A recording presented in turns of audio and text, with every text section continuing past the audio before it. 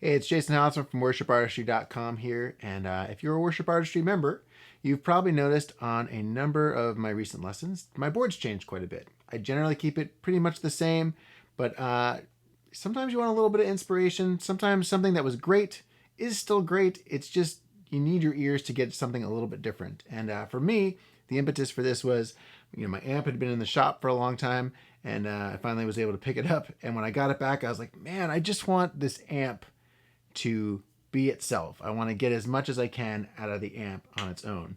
And so I decided to change up a few things on the board. I swapped out my E89, which I love. It's heartbreaking to do. I almost didn't do it. But my Westminster Effects E89, and I brought in two different overdrives as well as a chorus pedal just for fun, and I'll show you that. First, I'll show you a quick run through of just the order of the pedals so you know what's going on there, and then we'll kind of go through and play each one and kind of hear how they blend. There are a lot of things that haven't changed, i.e. that chromatic tuner has been on my board since I was like, I don't know, maybe 18. Obviously, it shows the wear. From there, it's going into my Kiwi Compressor Plus. You notice I always keep that blend really low. In fact, you barely...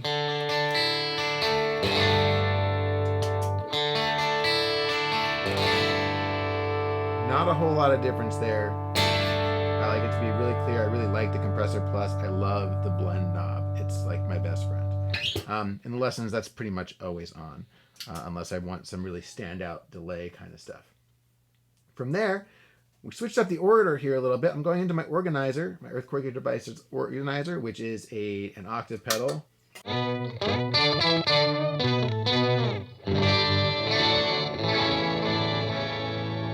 probably seen my video on this particular one. I've always kept this after the overdrives, and I just thought I'd switch it up. And to be honest, it tracks great both ways. So I don't really think that there's necessarily a need to have it in either spot. It works fine in both, and once I got it here, I was like, well, let's just keep it there. I don't use that a ton, just usually for a couple different lead lines here and there, depending on the song. From there, we are rolling over into my volume pedal, then into the MXR Custom Shop Timmy. This is a lot of times called a mini Timmy. If you're familiar with the Timmy, it's been this like boutique pedal, and they went with MXR, and now the guy doesn't have to make, you don't have to be on a 2-year waiting list to get it. You can just get one right now for not very expensive. This is a very transparent overdrive. I like it. It kind of reminds me of that Edwards overdrive, but it leaves a little bit more. It doesn't, I always felt like with the Edwards, that kind of blues breaker sound, it always kind of pulls out some of the bass, and I wanted it to be more transparent. I wanted my guitar to sound like my guitar. So this one I keep set, kind of that gain in the middle, not a ton of volume boost here.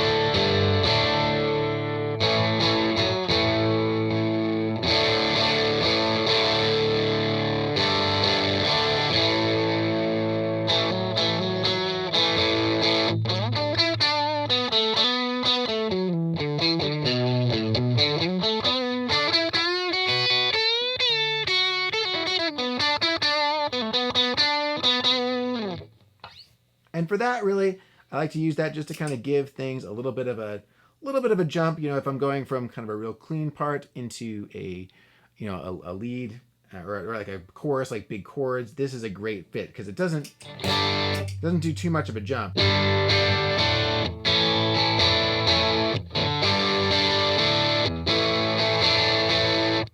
I keep it right pretty much at unity gain so that the sound engineer would love me. From there, I'm going into the Crowther Audio Hot Cake. This pedal, it doesn't look like much, but it is a great fit. I bought it specifically because it goes so well with the AC30. The AC30, just a lot of times, some drives just don't go really great with it, and this one is pretty transparent. I like to use it with the level a little bit up. I like to play with the drive quite a bit, kind of keep that presence knob trailing behind the drive just a little bit. This one's going to sound a little bit fatter.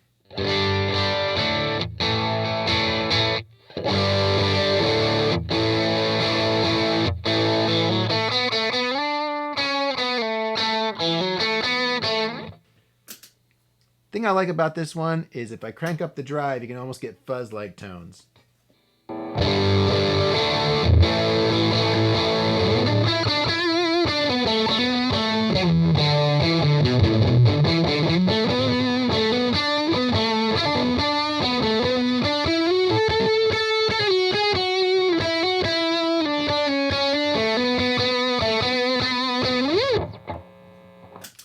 kind of cool. Don't use that a ton on worship stuff, but it's great for just kind of playing around.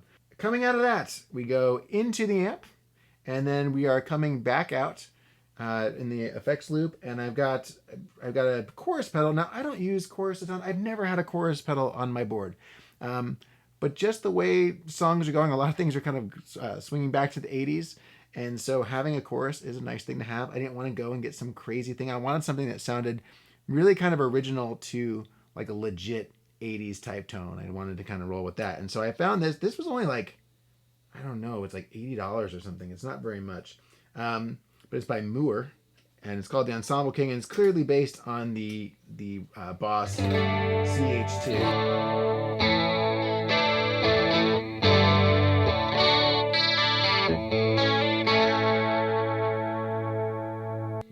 Knobs, they're a little hard to turn because they're so tiny. But what I love about this is this little knob right here, this level, lets you blend in how much of the effect there is.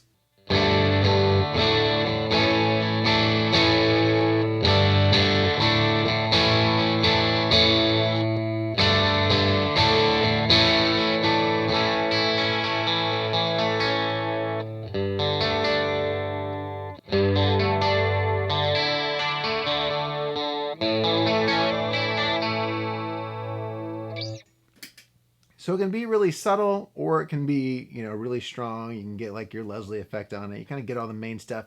The rate doesn't go super fast. That's kind of the one thing. I'll actually show you really quick how fast the rate will go.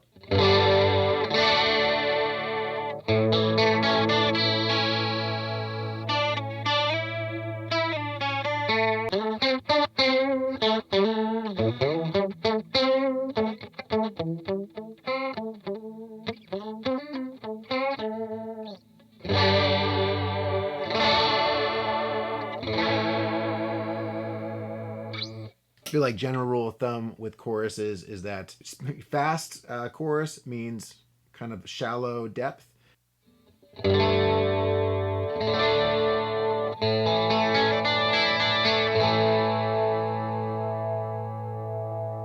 then you go with a deeper thing when you're going with a slower chorus.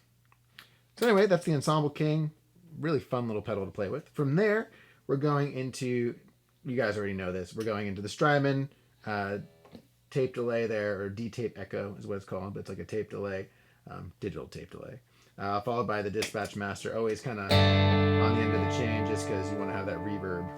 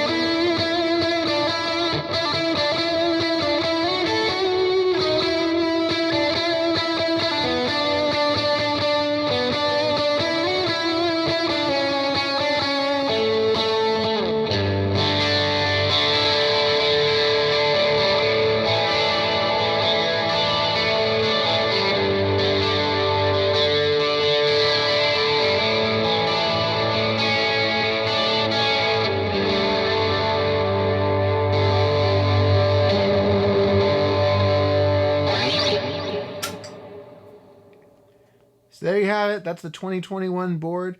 You can see this thing in action for pretty much every lesson that's coming up within the next year at least. Probably longer. So I hope that was helpful. Let me know if you have any questions in the comments.